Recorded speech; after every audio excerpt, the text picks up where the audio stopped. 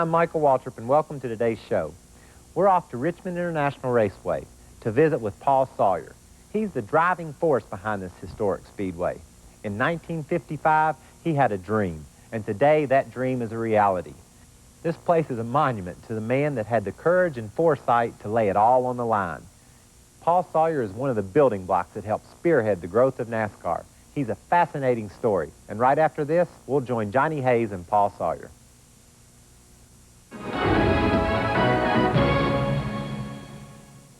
Mr. Paul Sawyer, one of the legends in motorsports, 80 years old.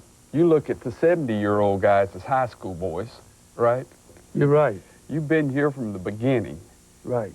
How did you get involved in motorsports, just to start off, in the old days? You really want me to tell you how? Yeah. Okay. During the period in the 50s, racing came along, and there was a couple of dirt tracks down in the Norfolk area that you ran your street automobile. Took a piece of rope and tied yourself in. And so I used to go and set up in the stands and a couple of beers and 2 or 3 drinks and have a good time and get the argument who could drive a race car and who couldn't drive a race car. So I thought, I know daggone good and well this guy can drive a race car, and I tell you what I'm going to do. I'm going to buy one. So I did. I bought a flathead Ford Modified in 1950. Okay, for $750, which was a lot of money. And I said, I'm going to prove this guy can drive a race car. Well, there was a racetrack down there, and there was one here in Richmond, and there was 4 or 5 short tracks scattered all around everywhere. So I never will forget, it was a 37 Ford 2-door, slant back. Lock rear end, no quick change, no nothing. First race to come, the rear end tore up in it. Came unlocked. Fixed it. Second race, engine blew up. So I said, hell, this ain't a whole lot of fun, I don't reckon. A lot of work. So I said, man, we can't keep on this mess. I said, if we're going to be in it, we're going to be in it. So I called California and ordered a stroker assembly and bought a brand new block, not a used block, brand new block, and had it bored and really got into racing big time. Quick change rear ends, and I built them until 1958, I reckon. And then I got in the promotion business with Joe, and I didn't have time to promote with him. We had 3 racetracks, Richmond, Norfolk, and Wilson, North Carolina. Now let me ask you about Joe Weatherly, one of the truly great guys in motorsports. I didn't get the privilege of knowing him. I've heard all the great stories about him. I've read about him, how funny he was, how much fun he had, and everybody loved him. How did you get involved with Joe Weatherly? Well, I had known Joe back in his motorcycle days, when he was running motorcycles. And the guy that built his race cars had a shop on Virginia Beach Boulevard, and I had ended up and had a shop on the Military Highway. And we'd go back and forth, visit, you know, from one shop to the other. I'm over there talking to Johnny Rhodes, who's now dead, was his mechanic and car owner. And so I got to traveling with Joe a lot. Daytona, and he bought a damn tri-pace airplane, learned how to fly it. And what year is this? 55. And you're riding in an airplane with Joe Weatherly. Yes. I'm sure he was cleared by the Federal Aviation people. Good pilot, as long as we could find the railroad track. You followed the railroad track? The railroad track. We had a site, if we were going to Daytona, we'd get on the railroad track and follow it down into North Carolina till we hit the water tank, and then we'd turn left and go on to Daytona. That's the way it was done in the old days. Yeah. And Turner was the same way. But anyway, they were the good old days of racing, and Joe was a fun guy. I mean, he was always full of the devilment. He was always playing some kind of jokes, and he'd go to a party and have one pair of pants on with a brown leg and a tan leg on this side, and of course he was well known when he drove a race car for his saddle Oxfords, and which he wore a brand new pair every year. And unfortunately, when he got killed in Riverside in '64, never did find but one of them. Nobody ever knows what happened to the other one. But down on the beach during the old beach road course days, I mean, it was really something like I tell people today that weren't fortunate enough to be back in that area. they missed the best racing it ever was, to see those guys go down between those palmettos down, going into the south turn on that old washboarded asphalt, and then go in the one turn. There was a high sandbank, and hell, some of them wouldn't make it. Right on, boom, and they'd come it around, and either they'd be running so fast when they come up, they'd run right on overboard. Well, let me ask you this, and you're one of the people that can tell, and we're afraid that this is going to get lost somewhere along the line, and not many people knew these people closely. How was Fireball Roberts? Was he one of the really great race car drivers? You know, you were around Fireball Roberts. What would you have to say, just summing up Fireball? When I go back and you stop and think, the Fireball, the Jack Smith, the Buck Baker, the Bob Welburns in the convertible division, you know, you go back to those days, the Herb Thomases, Lee Petty, and this was all in my time, you know what I'm saying? Right. Those guys, as far as I'm concerned, and I'm not saying this in detriment to the guys that are driving today, but those guys could drive on anything. Those guys drove on dirt, they drove on asphalt. These guys today, a lot of them, you put them on a dirt track and they'd be lost.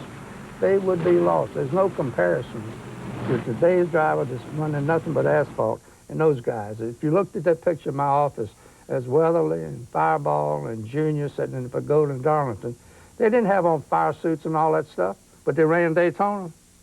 Right. Short sleeve shirts. Right. Helmets, no window. Maybe that's why Joe got killed. If he'd had a window and net in the side of the automobile, his head may not have hit that wall. Nobody will ever know. Just like Fireball, God bless him, he's dead and gone. That fire crash in Charlotte was the beginning of fuel cells. Right. Right? 1964. So that's a long time ago, you know, to see where it's gone today, safety factors. And I mean, I got to give NASCAR all credit for what they've done in proving that. The 1952 Daytona Beach race saw a field of 61 cars take the green flag. With 20,000 people scattered along the 4.1-mile course, hometown hero Marshall Teague led all but the first lap in his fabulous Hudson Hornet to claim the $1,500 first prize. The race was shortened from its original 48 laps, or 196 miles, to just 37 laps. Where most tracks worry about rain or darkness today, there is one problem they don't have to concern themselves with anymore. This race was shortened due to a fast-rising high tide.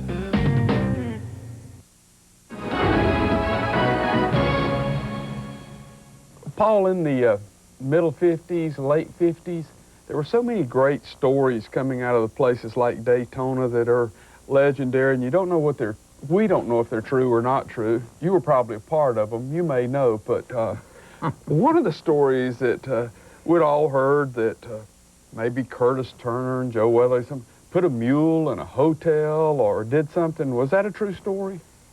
Yeah, there's been a lot of stories told. Down across from the Castaway on Atlantic Avenue was a bunch of apartments that they rented, you know, and people lived in it, but the hotel owned them. And Speed Weeks and all, well, a lot of the rooms, the crews and all that didn't stay in the big hotel, they stayed across the street. So one year, Turner and Weatherly had one, and there was a damn mule that was down behind the restaurant. And I never will forget it, and the damn ruckus about 3 o'clock in the morning, they got the mule going up the steps into the hotel room. And I forget who it was, but then they like not to ever got the mule back down after they got him up there. Well, all kinds of shenanigans went on like that, and Turner and Weatherly, they had you drive it, and they'd race each other. And one night going down Atlantic Avenue, Turner spun Weatherly out down at the S-turn. Just going... Yeah, running the highway. 70, 80 miles an hour, spun him out, and Joe done a 180 and backed into the hotel backwards. And I mean, it tore the back into the automobile. It finally got one time, they couldn't even hardly get a you drive it anywhere. 1959, we're riding with Welburn in a damn old 59 Buick, and they called it Joe Lewis. And Joe's driving, Welburn sitting in front, me and Turner sitting in the back. We were going to some club somewhere.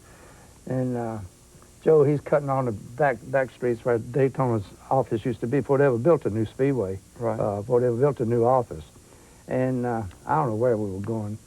And the policeman stopped Joe, locked him up. And you should have heard Welburn. He's sitting over on the right-hand side Said, also, I told you, said, lock him up. I told him to stop driving like a damn fool. Exactly what, and the policeman locked him up. Good. His buddy helped him out, right? Buddy there. helped him out, yeah. So anyway, we called Chief Carr, who's still in Daytona today. And he and Joe were like that. They were buddies. And they let Joe use the phone, and Joe got Captain Carr on the phone. And he told me, he said, you let that boy out. You let him out. He's my buddy. So what was he doing? He said he was speeding. So was he drunk? I said, no, he wasn't drunk. He was just speeding. So they let Joe out.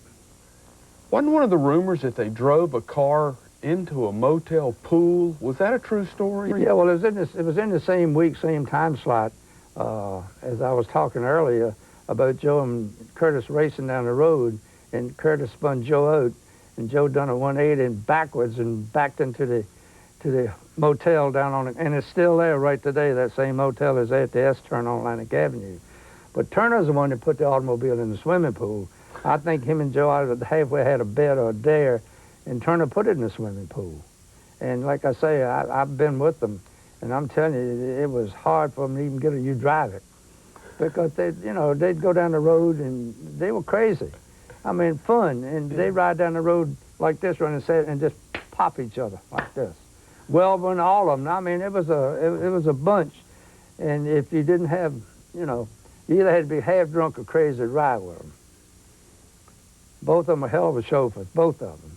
But they just do it for damnness. And I said, you guys got to be crazy. I'm going to stop even riding with you. And I said, well, I reckon if I fly an airplane with them, go with them in the airplane, might as well go and ride on the ground with them. But they do all kinds of crazy stuff. But Turner's the one who put the automobile in the pool. Joe didn't do it, but Joe got credit for part of it, but I think it was a dare or a bet or something. And I wasn't with him. I wasn't in the automobile. You're innocent on this I was innocent.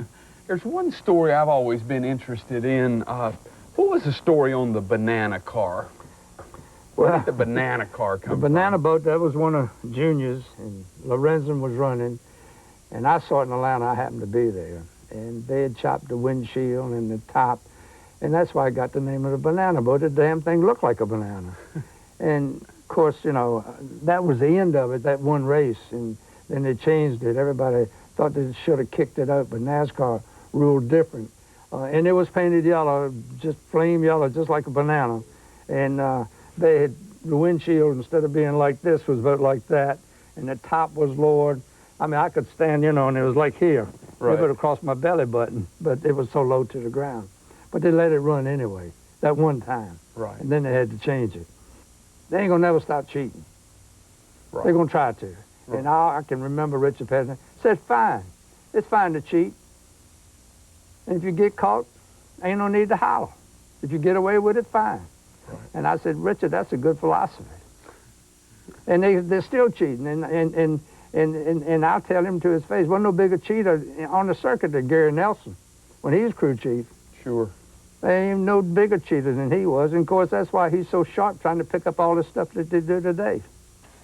In the early 70s, Chevrolet decided they wanted to get back in racing in a big way, and Mr. Howard at Charlotte Motor Speedway tried to pull together all you fellows and put it together. How did that happen?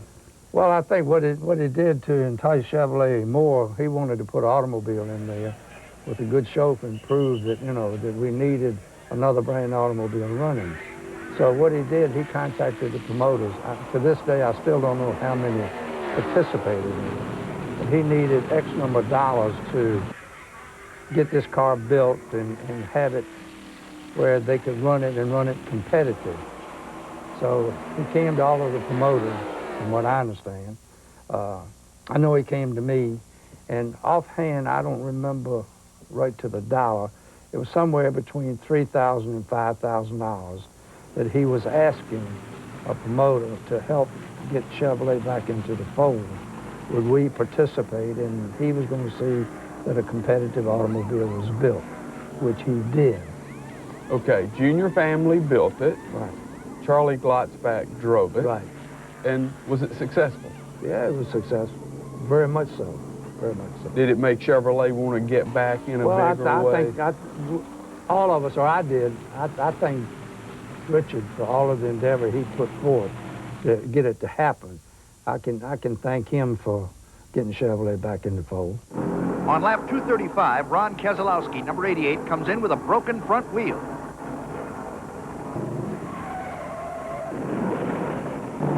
Oh no, a spinner smashes the wall on the front straight. It's Charlie Glotzbach. He's out of the car and okay, but the Chevy fans just died on him. Charlie swerved to avoid a slower car and lost it near the wall. It was good day to the car that packed the stands, but you can bet this Chevy will be back to race another day. Richmond is the only track on the Winston Cup circuit where all three generations of Petties have won races. The latest was Kyle in 1986.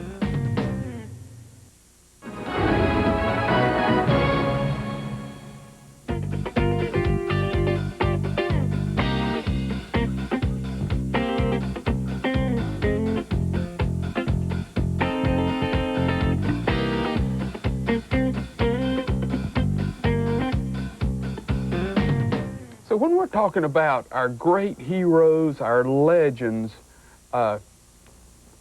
again, Fireball, Curtis, all the great historic names, they were really great dirt track racers, was their main emphasis, right? They were dirt track. That's when they first got started. You take Tim Flock, Bonnie Flock, I mean, you know, when they drove for Key Kafer and all, that was all dirt in the dirt areas. In fact, well, I won't even talk about it, but Gwen Staley's brother got killed here on the dirt. He'd had a bad operation and first lap coming down for the green flag. And he was taller than Enoch was. He was about 6'4", real slender, didn't have a seat belt and got up on the wall and the car made one roll, convertible, and he slipped out of the seat belt and it crushed him across his chest. The only fatality I ever had here. When you look back over it, what years have you enjoyed the most in NASCAR since you came in from day one and you own one of the best facilities in motorsports now? But for you personally, for fun, was there a certain period that you were the happiest? Sure. In the late 50s, early 60s, until, God bless him, like I say, you know, Joe got killed and Curtis got killed and Fireball got killed and, I don't know, Welborn got out of racing and, I don't know, it just, all that old gang, you know, just all of a sudden. All your buddies weren't there anymore? Yeah, they got out of it. And, you know, like the days Cale, I can remember when Cale ran here, when he, and Earnhardt, they didn't have two nickels they could rub together, and God bless them, they're millionaires today, and I'm happy for them. Right. But what bothers me today, so many of them today, Johnny, forgot how they got where they are. And I'm serious about that. I mean, like I tell you, that they praise the fans and all, but they don't spend time with them like the old guys used to. And in the old days, the guys had a lot of time, the drivers and all did, and they mixed with the fans and they signed on. Today, it's hard to get it done. Right. And it needs to get back to that, because if it wasn't for the fans, they wouldn't be here, I wouldn't be here, the sponsors wouldn't be here. Get back to the grassroots, how it all got where it is today. Because it's now hard-nosed business. I mean, strictly dollars, and that's what counts. When I look back, and there's somebody that told me, even in 1988, when I opened this thing, that 9 years later, I'd be paying $1.5 million purse for one race. I said, you got to be out of your mind. But that's it. Right. And I don't know where it's going to go to. And fortunately, I mean, I saw the handwriting on the wall when I paved in '68. And then when I tore it down in '88, I saw the handwriting on the wall. And there ain't but one way to do it is do it with volume. And what I've done is try to do it with volume and keep the cost to the public down that come here. Instead of $90, $100 tickets, I tried to keep it down in the range that Middle America, the blue-collar man with a wife and 2 or 3 kids trying to buy a home and an automobile, and he can't afford a lot of those times. And this is another reason why I call it fan-friendly. Children, 12 and under, on practice days, qualifying days, no charge, no charge. That's my future race fan. Right. Where am I going to get him from? I can remember the old days, the old grandstand. Richard Petty sat up there and signed autographs with kids sitting on his lap till it got dark. Right. Those kids got grown, and their kids still sat on Richard Petty's lap. I asked for autographs. So, I mean, where do you make it from? Right. I'm sorry. There's one thing I've got to tell you that everybody loves the most, and And I'm not sure why you did it from a business standpoint. I think I do after talking with you, but you've never charged for parking. Back in the old days, and I've always felt this way, why are you going to make a man mad before you even get him inside? Whether it be Friday or whether it be Saturday or what, you know what I mean? At a general admission, why you want to stop him in the gate and collect money? And I saw it happen. I don't have to tell you where. 2 different places, and I saw the promoter and the assistants and everything out there collecting parking money. And I hollered at him. I said, how damn ornery could you people be? And I said, you know, so, like I say, the old mule going to turn around and kick them sometime. And I think some of them it's already kicked. Why you want to make him mad? And when it comes to ticket prices, every time I raised the ticket prices here, which has only been twice, I gave him something. When I first started, I didn't have backs on all the seats, and all of it were not closed in. Today, every seat I got's got a back on it. Everything is closed in underneath. You understand what I'm saying? Right. Restrooms the same way. But I don't understand some of them. How greedy can you get? Richmond International is a unique facility. 3/4 of a mile long, 14-degree bankings, grandstands all the way around it, holding up to 100,000 people. It's the biggest sporting event in the state of Virginia. But you know, the most important thing to Paul Sawyer is that the fans have a good time when they're at his racetrack. Richmond is a fan-friendly facility. Well, that's it for today's show. I think you'll all agree, with men like Paul Sawyer leading the way, the future of stock car racing is in good hands. I'm Michael Waltrip. We'll see you next week. If you took the stopwatches away and the PA and didn't tell these people how fast they were running on the big racetracks, they wouldn't know. But I've always said, how was racing made? It was made on the short track. If we didn't have short tracks, how many guys could get in an automobile today and go to Daytona, Talladega and run 200 miles an hour without busting his fanny? In these short tracks, the guy gets seat time. Maybe he started at a go-kart to begin with and then moved into high-vis or late model sportsman. And if they'd done away with all these kind of tracks, where would racing go? Like I say, when you go back, if it wasn't for short tracks, there wouldn't be any big tracks. And the reason I built what I wanted, the economy ever changes, if anything happens to all the sponsors and all this stuff, and racing cutting, people start picking and choosing, I think, and the reason I built this, I think they come into Richmond.